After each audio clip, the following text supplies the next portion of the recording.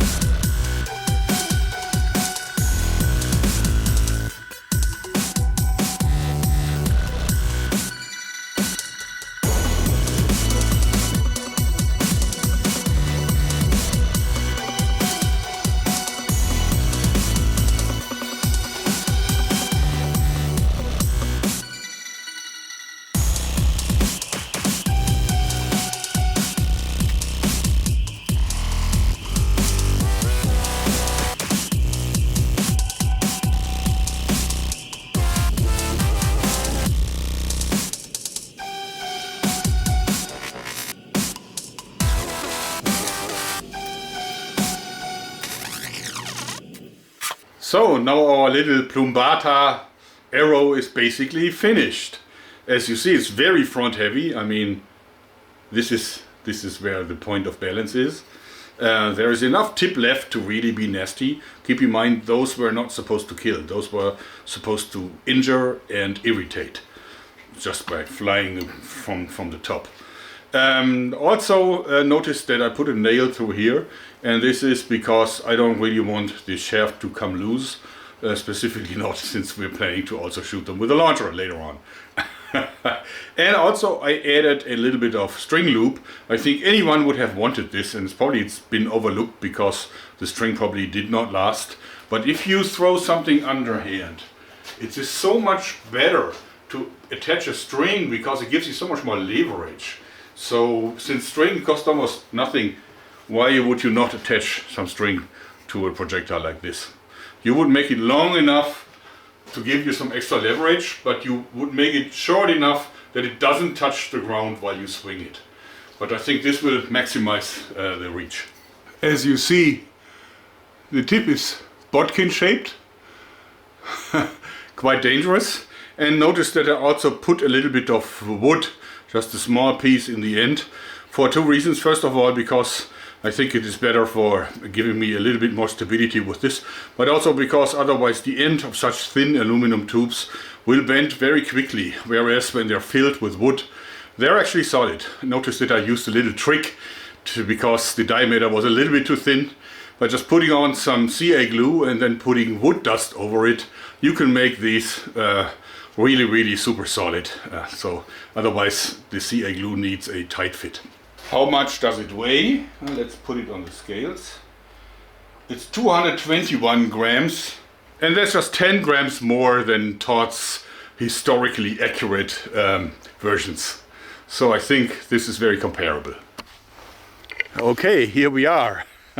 As you see, we have plenty of room to throw these babies. This one is really heavy and this one is not so heavy.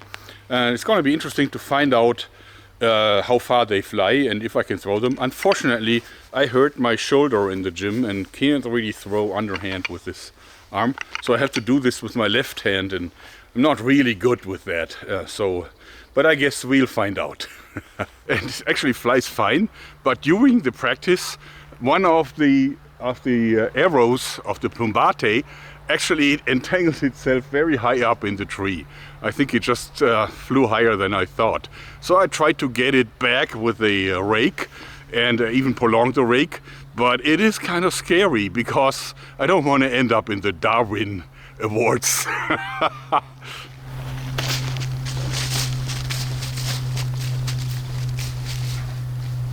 Because yes, I can pull on it, like so, but actually the point of the thing is directed straight at me, and I actually think that when I pull too hard, it will come off and hit me right in the chest or so.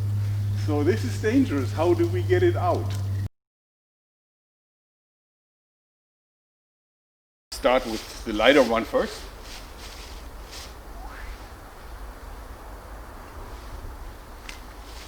Yeah! Okay, that wasn't bad. Now the heavy one.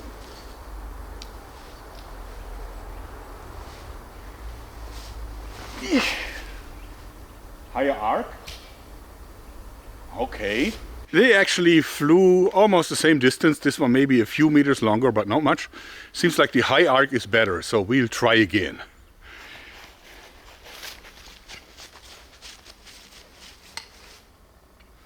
Okay.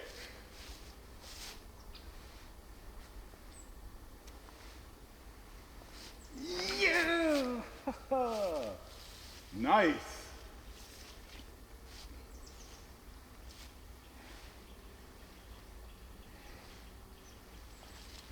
Yes. Okay.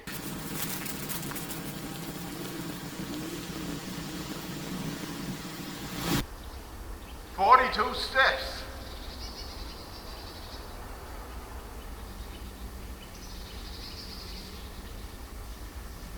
The other one, the heavy one, 41 steps. As you see, These ones are hard hitting. Although I have to say that the heavier one flies like almost as far as the light one. So that seems to make little difference. But it doesn't fly as stable. That's probably the case because it will probably need a longer shaft for the front heaviness and also probably more vanes to stabilize because it's simply heavier. This one is very close to the original weight that also Todd used in his video, and therefore I believe that this clearly is the better option. Now this one seems to be fairly straight in flight, and it's absolutely deadly. So can we actually also shoot it from a crossbow? I think we can, and I have just right crossbow. Actually, I'm gonna use one that I made 7 years ago and that still survived all these years on my pile of old weapons.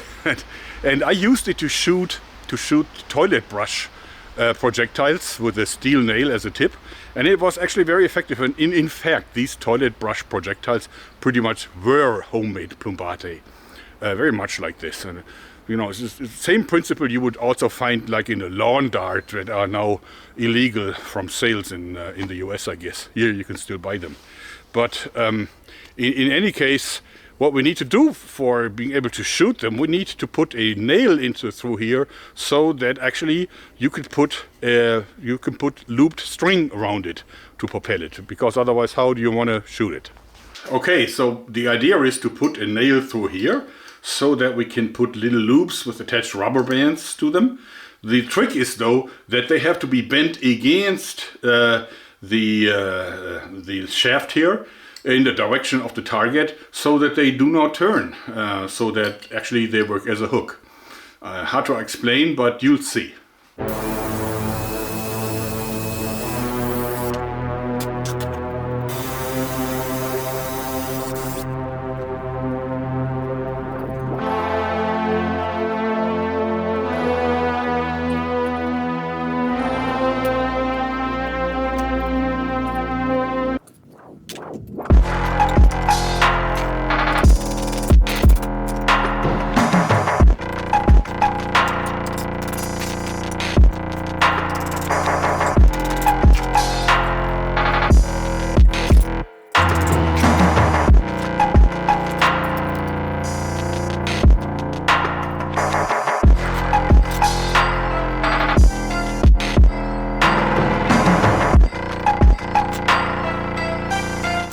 So as you see, we now have a hook, and since the bands are going to pull against this here, in theory this cannot swing, but we will stabilize it with a bit of rubber anyway, like so. So now in theory it cannot turn. And this is the weapon that I dug out. It's the toilet brush monster sniper rifle. As you see, it looks a little bit dirty, but it's actually very functional. It still has the original scope on top, and all I had to do is I had to put on fresh new rubber, TheraBand Gold, what else.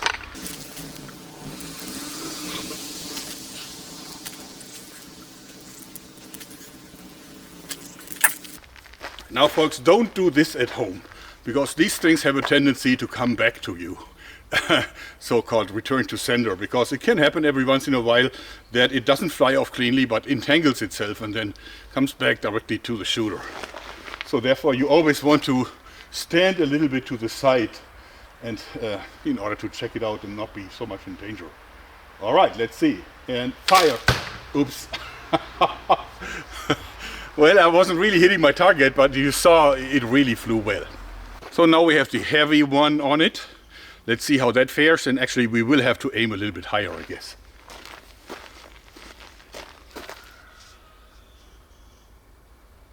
A little bit higher. Ha! Hit the target. Now let us see how high those fly. And actually I think we have to shoot them very high up in the air, because otherwise the 60 meters that I have in my garden will certainly not be enough to be safe. Okay, we're shooting the heavier one first, and we're shooting it really high up into the air. Let's see. Whoa!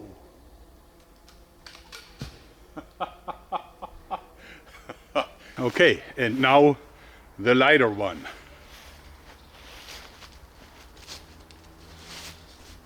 Really high into the air. Whoa! It came down super straight.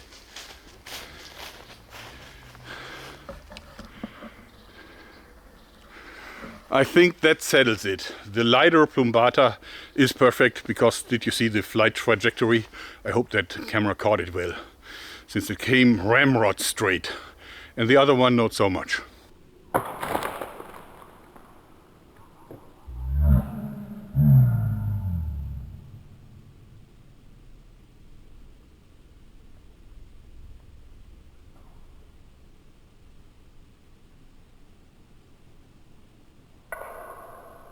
So here you can see the heavy one, and even though it flew in a really high arc, it doesn't stick in the ground. Whereas the lighter one, pretty much perfect. Oh, imagine that thing raining down on your head. Those would be your hair. Okay, what happens if I try to throw them against my shed wall? Well, I have to throw with my left arm. Keep in mind, it doesn't really make it more easy. Anyway, one more try.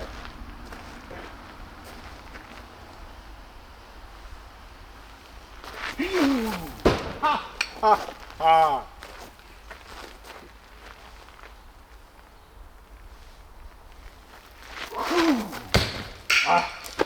If it would fly better, I think it would have stuck. So I think it's pretty clear. This one has the right balance. Everything is just like it should be. And this one actually would, I think, need more fletching. It would probably need a longer shaft, or it probably needs more weight here in the front, even though it is very front heavy.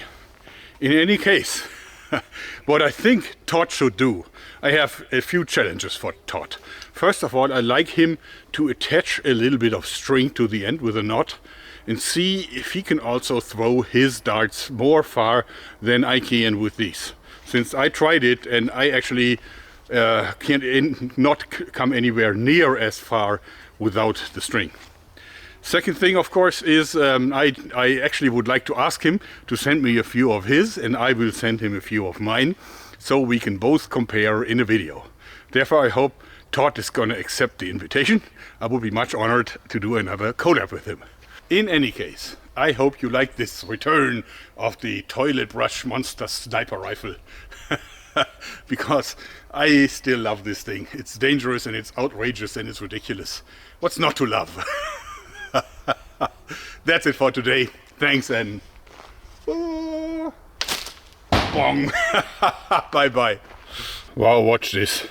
You should never underestimate the momentum of a thing like this.